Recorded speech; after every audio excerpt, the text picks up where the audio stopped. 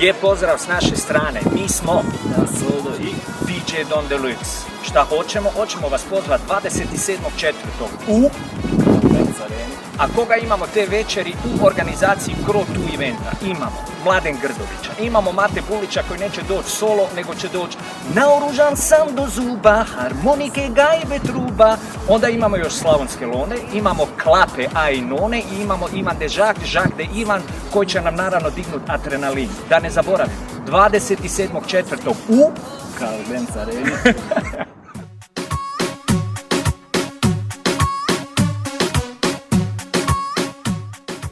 Dragi moji, veliki pozdrav za sve vas i vidimo se 27.4. u Stuttgartu u Karl Benz Areni na velikom hrvatskom ljetu u organizaciji Cro 2 eventa.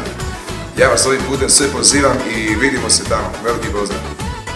Hajde lutko blago meni, na 100 duge noge penji, pa pokaži ovdje svima kako ljuljaš kukovima.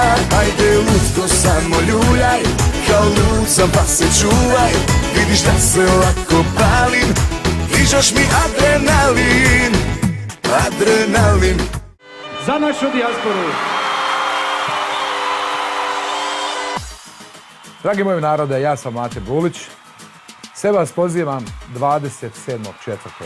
dakle 27. travnja u Karl Benz Arenu u Stuttgartu, jer tada počinje hrvatsko proljeće. Svi mi izvođači ćemo to i najaviti jednom veselom, dobrom atmosferom, a to bez vas naravno ne može.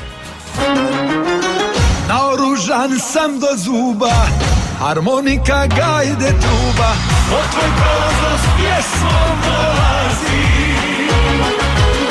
stiže da te mladu zaprosi.